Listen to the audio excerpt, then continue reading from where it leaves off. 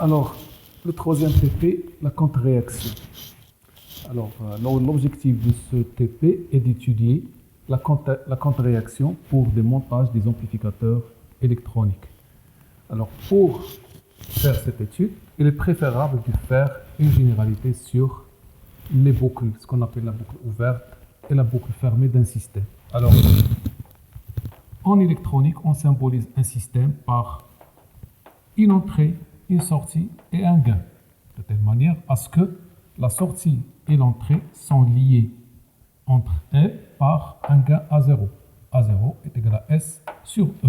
En ce deuxième schéma, qu'est-ce que nous avons fait? Nous avons conservé notre système, mais nous avons pris une partie de la sortie. Vous voyez ici, je l'ai multiplié par un certain facteur bêta, et bêta il est inférieur à 1, et je l'ai retranché de l'entrée. Ça, c'est un système de comparaison, c'est-à-dire je retranche tout ce qui est ici de cette entrée. Le nouveau gain serait A qui est égal à S sur E. S sur E. Par un simple calcul, on peut facilement déterminer S sur E, qui est le gain, en fonction du gain A0 et du bêta, qui est le facteur, le gain de la contre-réaction. Donc j'ai le nouveau gain A est égal à A0 sur 1 plus bêta A0. Donc ça, c'est une généralité, ou des rappels sur les systèmes en boucle ouverte et les systèmes en boucle fermée. On dit le système il est en contre-réaction, c'est-à-dire il est en boucle fermée. On a pris une partie de la sortie et on l'a retranchée par E. Une partie, ça veut dire bêta fois S. Tant que bêta il est inférieur à 1, donc une partie très inférieure de S qui est retranchée de E. Un système en boucle ouverte, lorsqu'on étudie ses performances, on trouve que son gain il est instable, le gain A0. Il est instable, son impédance d'entrée elle est faible, son impédance de sortie elle est grande, et la bande passante de mon système elle est étroite. Ce n'est pas un très bon système. Un bon système qui a de bonnes performances, c'est celui qui a un gain stable, une impédance d'entrée grande, une impédance de sortie faible, une bande passante très grande. Ça, c'est un bon système. Alors, considérons le montage suivant. Ça, c'est un non-étage amplificateur. C'est-à-dire, j'ai une tension d'entrée, j'ai une tension de sortie, Vout, et j'ai au milieu un amplificateur. C'est-à-dire, il va amplifier cette tension. Autrement dit, j'ai un gain Vs divisé par Ve est égal à A0. Ça, comme on le voit, c'est un système que la sortie n'a aucune action sur l'entrée, c'est-à-dire un système en boucle ouverte. L'étage amplificateur, il est constitué de deux étages, deux sous-étages. Un premier étage, comme vous l'avez vu en S4, c'est un amplificateur source commune, constitué d'un transistor FET avec ses trois résistances de polarisation. Le deuxième étage, c'est un étage amplificateur émetteur commun constitué d'un transistor bipolaire avec ses quatre résistances de polarisation. Donc, le premier étage va amplifier la tension VE avec un gain est égal à moins Gm fois RD. Le deuxième étage va amplifier avec un gain de moins bêta RC sur H11. Finalement, j'aurai une amplification globale de la tension VE d'un gain qui est égal au produit moins Gm fois RD fois moins bêta fois RC sur H11. C'est-à-dire que A0, le gain en boucle ouverte de tout le système, est égal au produit des deux gains. On va essayer de faire ça pratiquement.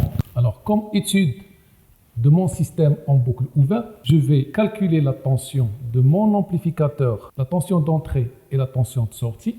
La tension d'entrée et la tension de sortie sans charge, c'est-à-dire que mon système n'est pas chargé, mon amplificateur n'est pas chargé. Puis, je vais le charger par une charge, par exemple, est égale à 1 kg, 1 kΩ, et je vais mesurer à nouveau la tension d'entrée et la tension de sortie.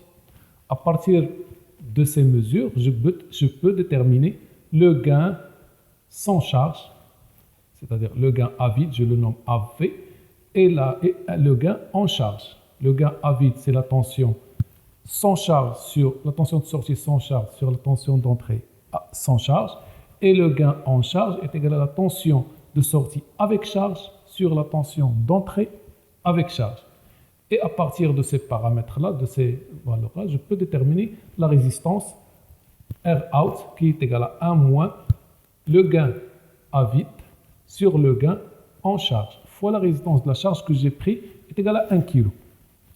Pourquoi j'ai fait ça?